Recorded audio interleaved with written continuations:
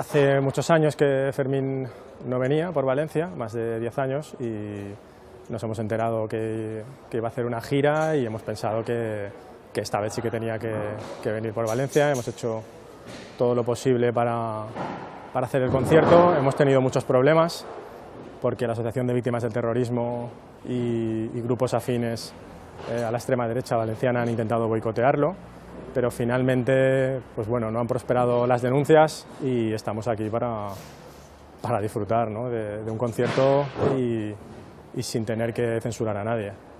Lo posible para hacer el concierto. Hemos tenido muchos problemas porque la Asociación de Víctimas del Terrorismo...